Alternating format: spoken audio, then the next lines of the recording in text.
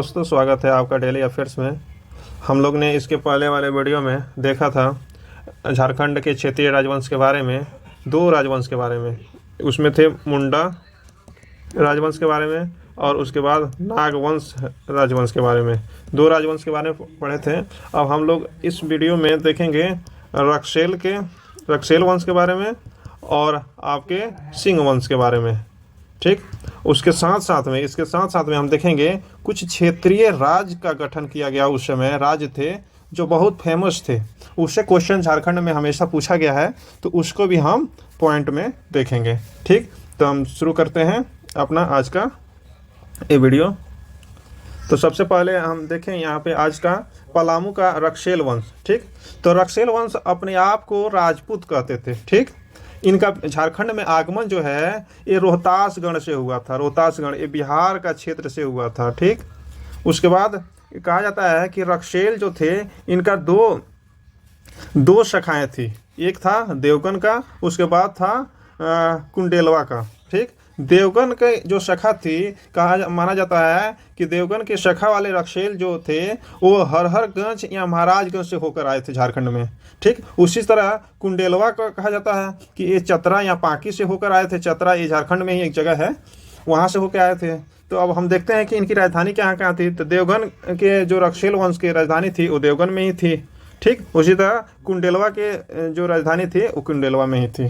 ठीक, अब आगे देखते हैं। रक्षेल वंश जब था तो उस समय कई जनजातियां प्रमुख थी, उस समय ज़्यादा तादाद में थी। उसमें शामिल थे कोरवा, गोंड, पहाड़िया, किसान और खरवार जनजाति यहाँ पे इम्पोर्टेंट इसलिए हो जाती है। यहाँ पे सबसे ज़्यादा जनसंख्या किसी की थी तो खरवार की थी। ठीक, और आज के समय में देखा जाए तो झारखंड में खरवारों की संख्या एकदम नगण्य हो गई है, लगभग लेस देन 2%। और वहाँ पे खरवार जो जनजाति थी उनके एक शासक थे प्रताप धवक। ठीक, कौन थे? प्रताप धवक। ठीक, उसके बाद देखते हैं हम रक्षेल वंश के बारे में देखें कि रक्षेल वंश कहाँ से आए थे। तो रोहतासगढ़ से आए थे। अपने आप को ये राजपूत कहते थे। इनकी दो शाखाएं थी, एक देवगन की थी, एक कुंडेलवा की थी। दोनों शाखाएं की राजधानी को हम लोग देखा है कि देवगन की जो शाखा थी उसकी राजधानी देवगन में ही और कुंडेलवा की राजधानी कुंडेलवा में ही। ठीक, उसके बाद हम लोग देखा कि रक्षेल के समय प्रमुख जनजातियां कौन कौन थी। तो हम लोग उस देखे, और सबसे ज़्यादा जनसंख्या किसकी थी तो खरवार की थी। और वहाँ के शासक जो थे उस जनजाति के प्रताप धवल थे। ठीक, उसके बाद हम देखें पलामू के ही चेरो वंश के बारे में हम लोग सुने हैं। चेरो विद्रोह एक हुआ था, उससे संबंधित है चेरो वंश। ठीक, तो ये चेरो वंश की स्थापना जो किए थे ये भगवत राय थे 1572 ईस्वी में। ठीक, रक्षेलों को पराजित करके। ठीक, उसके बाद देखिए भगवत राय आखिर में थे कौन। तो ये मान सिंह एक रक्षेल वंश के शासक थे। मान सिंह उन्हीं के दरबार में नौकरी करते थे, नौकर थे। ठीक, और ये मान सिंह की हत्या करके चेर वंश की स्थापना किए। ठीक, मान सिंह की हत्या करके। उसके बाद देखिए एक चेरो वंश के ही शासक हैं साहेब राय। ठीक, कहा जाता है साहेब राय का कार्यकाल जो था बहादुर शाह, जहांदार शाह और फर्रुख सियर, ये तीनों के समकालीन थे। कौन? साहेब राय। ठीक, उसके बाद देखिए रणजीत राय, चेर वंश के आगे वाले जो दूसरे शासक थे और रणजीत राय थे। इसके समय बिहार का मुगल सूबेदार सरबुलंद खां पलामू आया था। ठीक, तो ये पलामू के चेर वंश थे। तो कहा जाता है कि रणजीत राय के समय ही बिहार के एक मुगल सूबेदार था सरबुलंद खां, ये पलामू आया था। ठीक, उसके बाद देखें जयकृष्ण राय के बारे में, बहुत इंपॉर्टेंट। इनका टाइम लाइन देखिए तो बहुत महत्वपूर्ण है, क्योंकि इस समय कई महत्वपूर्ण घटनाएं घटित हुई जयकृष्ण राय के समय 1722 से 1770 के बीच में। तो ये देखिए जयकृष्ण राय चेर वंश के राजा बने रणजीत राय की हत्या करके। और 1733 ईस्वी में अलीवर्दी खां जो बिहार का मुगल सूबेदार था, इन्हीं के समय सूबेदार बना था। ठीक, उसके बाद देखिए अलीवर्दी खां ने जयकृष्ण राय पर दबाव बनाकर 5000 वार्षिक कर निर्धारित किया। और इसको उसूलने के लिए टेकारी के राजा थे सुंदर सिंह को ये दायित्व सौंप दिया कि आप जाके जयकृष्ण राय से 5000 रुपया वार्षिक लेंगे और वो अपना मुगल दरबार में जमा करेंगे। जयकृष्ण राय के इस समय दो महत्वपूर्ण युद्ध हुई थी। क्योंकि जय कृष्ण राय के समय देखें तो 1722 से 1770 है। ठीक, इसी के बीच में दो महत्वपूर्ण युद्ध हो गई थी, एक प्लासी का युद्ध 1757 और एक बक्सर का युद्ध 1764। तो यहाँ पे इंपॉर्टेंट हो जाता है, पूछ लेगा चेर वंश के किस शासक के समय प्लासी का युद्ध हुआ था, तो जय कृष्ण राय के समय। बक्सर का युद्ध किसके समय हुआ था, जय कृष्ण राय के समय। ठीक, आगे देखते हैं फिर।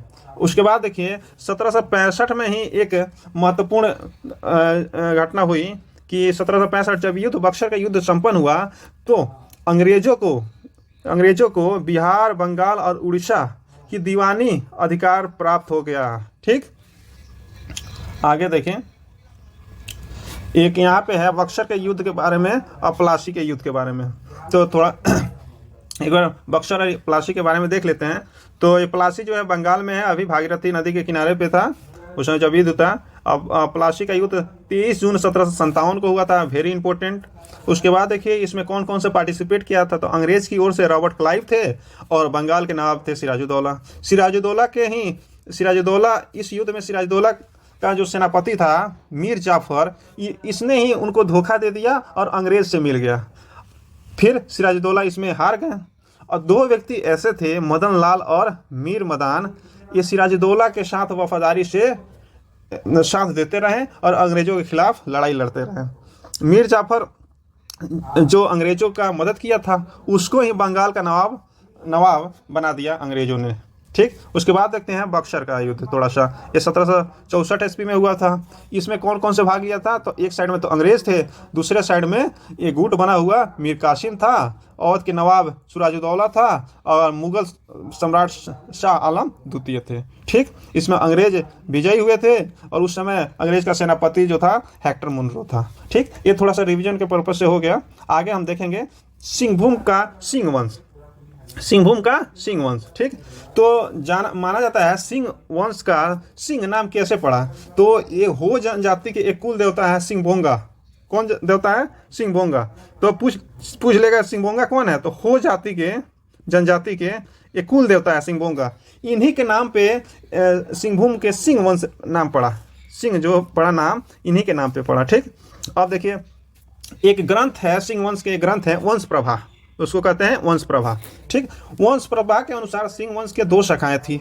पहली शाखा देखिए, इसके संस्थापक जो थे काशीनाथ सिंह थे और इसके कुल 13 राजा हुए थे। तो ये इंपॉर्टेंट, इसमें एक बात हो गई। दूसरी शाखा जो थी इसमें संस्थापक जो थे दर्प नारायण सिंह थे। कौन नारायण सिंह थे, दर्प नारायण सिंह।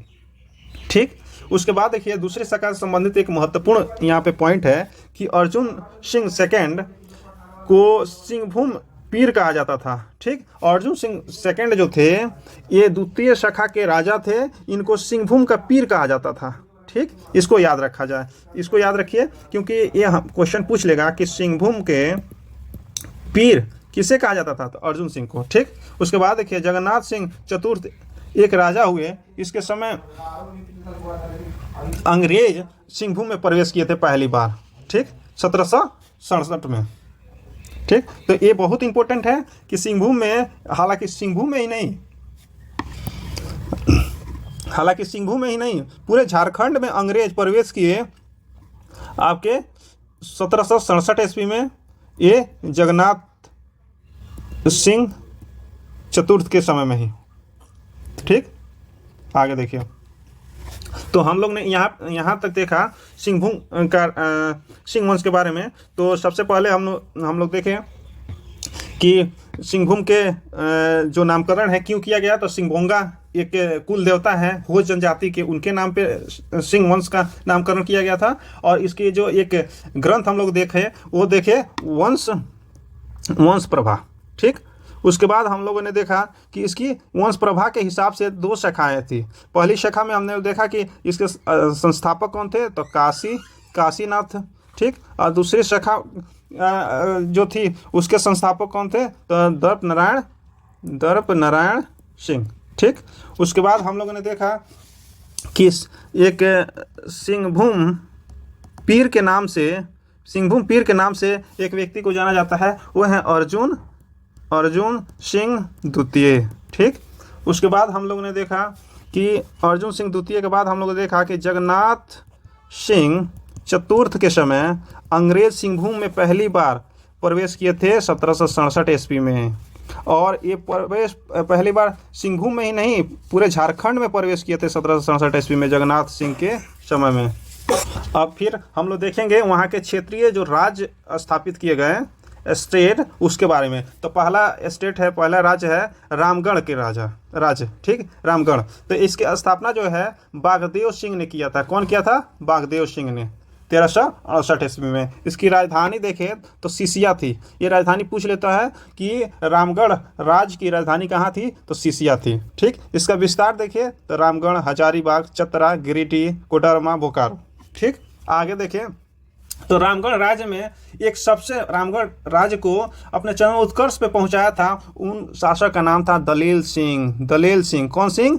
दलेल सिंह। तो पूछ लेगा कि दलेल सिंह कौन थे? तो ये रामगढ़ के शासक थे जिनके समय में रामगढ़ चरम उत्कर्ष पे पहुंचा था, ठीक। तो दलेल सिंह के बारे में थोड़ा सा देख लेते हैं। इन्होंने सबसे पहला काम किया था कि मुगलों के आक्रमणों से बचने के लिए इन्होंने किलों का निर्माण किया था। किसका निर्माण किया था? किले का निर्माण किया था। उसके बाद एक बहुत महत्वपूर्ण, ठीक, उसके बाद देखें इन्होंने एक और काम किया था, बहुत महत्वपूर्ण है, कि कैथा में शिव मंदिर का इन्होंने स्थापना किया था, ठीक। कैथा में शिव मंदिर का स्थापना किया था, ठीक। जो शिव मंदिर है इसको राष्ट्रीय धरोहर के रूप में भारत सरकार ने 2016 में घोषित कर दिया, ठीक। और दलेल सिंह के बारे में कहा जाता है कि ये नागपुरी कवि भी थे, ठीक। उसके बाद देखिए कि रामगढ़ की प्रथम जो राजधानी थी वो सिसिया थी, जो हम लोग पहले देख लिए, और अंतिम राजधानी थी पदमा, ठीक। और रामगढ़ राज्य की अंतिम शासक जो थे वो कामाख्या नारायण सिंह थे। कौन थे? कामाख्या नारायण सिंह थे। और रामगढ़ राज्य को 26 जनवरी 1955 को बिहार राज्य भूमि सुधार अधिनियम धारा 3 के तहत समाप्त कर दिया गया, ठीक। तो ये हम लोगों ने देखा रामगढ़ के बारे में। तो सबसे पहले हम लोग रामगढ़ के बारे में क्या देखा कि इसकी स्थापना किसने किया रामगढ़ की?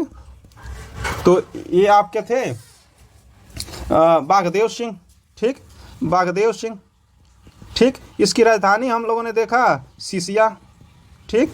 उसके बाद हम लोगों ने देखा, फिर हम लोगों ने देखा था इसका विस्तार देखा था। फिर हम लोगों ने देखा था कि दलेल सिंह के बारे में, ठीक, कि दलेल सिंह का क्या महत्व रहा उस समय रामगढ़ राज्य के बारे में। ये नागपुरी कवि थे, इन्होंने कैथा शिव मंदिर का निर्माण कराया था। उसके बाद हम लोगों ने देखा कि इसकी अंतिम राजधानी क्या थी? पदमा, ये भी हम लोगों ने देखा। उसके बाद रामगढ़ के अंतिम जो शासक थे वो कामाख्या नारायण सिंह थे, इसके बारे में हम लोगों ने देखा। और अंतोगत्वा 1955 ईस्वी में बिहार राज्य भूमि सुधार अधिनियम धारा 3 के तहत रामगढ़ राज्य को समाप्त कर दिया गया, ठीक। अब आगे हम लोग एक स्टेट और है महत्वपूर्ण स्टेट, उसका नाम है पंचायत राज, उसके बारे में देखते हैं। तो इसकी सबसे माना जाता है कि मानभूम की सबसे पुरानी जो राजवंश है वो पंचायत है, ठीक। इसकी दूसरी इसकी बात है कि ये सर्वाधिक शक्तिशाली थे उस क्षेत्र के, मानभूम के। और उसके बाद जो है पंचायत राज को ही शिखर तुम कहा जाता था। क्या कहा जाता था? शिखर तुम। तो शिखर तुम किसको कहा जाता था? तो पंचायत राज को, ठीक।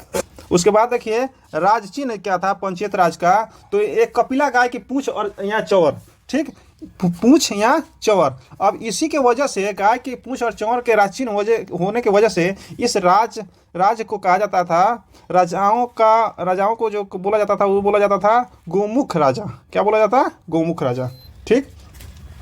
उसके बाद हम देखेंगे एक और राजवंश है, उनका नाम है खड़गडीहा राज, ठीक, खड़गडीहा राज। इसके जो संस्थापक थे हंसराज देव थे, ठीक, हंसराज देव। वर्तमान में एक गिरिडीह में पड़ता है, ठीक। माना जाता है कि हंसराज देव जो थे वो दक्षिण भारत के रहने वाले थे, वेरी इंपॉर्टेंट, ये दक्षिण भारत के रहने वाले थे। ऐसा कहा जाता है कि ये बनारस में आए, यहीं पे अपने व्यवहारिक संबंध स्थापित करके और ये खड़गडीहा राज्य में अपना प्रभाव स्थापित किए थे, ठीक। एक बहुत महत्वपूर्ण वंश है ढालभूम का ढाल वंश, ठीक। ढाल वंश के बारे में कहा जाता है कि ढाल एक विद्रोह हुआ था, ठीक। ढाल विद्रोह हुआ था आपका 1767 ईस्वी में। आगे हम लोग देखेंगे, जब विद्रोह देखेंगे कि जब अंग्रेज झारखंड में प्रवेश करते हैं तो वहाँ के क्षेत्रीय जो राजवंश हैं उसके खिलाफ विद्रोह करते हैं। तो उसमें सबसे पहला विद्रोह हुआ था वो ढाल विद्रोह था। माना जाता है कि झारखंड का ही नहीं पूरे भारत का ये जनजाति विद्रोह में प्रथम ऐसा विद्रोह था जो अंग्रेजों के खिलाफ हुआ था, वो 1767 ईस्वी में। ठीक, उसके बाद देखिए ढाल वंश के बारे में, इसका विस्तार जो था सिंहभूम में, सिंहभूम आज के जो पूर्वी सिंहभूम है और पश्चिमी सिंहभूम है वहीं पे इसका विस्तार था। इसमें एक और प्रथा थी, नर बलि प्रथा। नर को बलि दिया जाता था। इनकी कुल देवी जो थी रंकिणी देवी थी, उनको नर की बलि दी जाती थी। ठीक, तो आज हम लोग ने क्षेत्रीय राजवंश के बारे में देखा। तो हम लोगों ने 4 क्षेत्रीय राजवंश के बारे में देखा, मुंडा वंश के बारे में। उसके बाद हम लोगों ने देखा नाग वंश के बारे में। फिर हम लोगों ने देखा आपका रक्षेल वंश के बारे में। ठीक, उसके बाद हम लोगों ने देखा एक और वंश के बारे में, सिंह वंश के बारे में। ठीक, उसके साथ साथ में हम लोगों ने कुछ राज्य को देखा, जैसे कि रामगढ़ के राज्य के बारे में। उसके बाद देखिए पंचेत राज के बारे में। उसके बाद देखें हम लोगों ने ढाल भूम के बारे में। उसके बाद हम लोगों ने देखा आपका सिरडेगा के खड़गडीहा के राज के बारे में, खड़गडीहा के राज के बारे में। ठीक, तो हम लोगों ने इतना चीज़ इस वीडियो में देखें। और अब आगे हम लोग देखेंगे अंग्रेजों का झारखंड में प्रवेश होता है। ठीक, इस प्रवेश की वजह से विद्रोह होते हैं, जनजातीय विद्रोह होते हैं। उसके बाद अंग्रेज यहाँ पे अपना वर्चस्व बनाने के लिए नियम बनाते हैं, फिर कानून बनाते हैं। ठीक, फिर उसके बाद आगे चल के झारखंड की स्थिति क्या होती है उस पर हम लोग बात करेंगे। तो आज के लिए इतना ही। Thank you very much.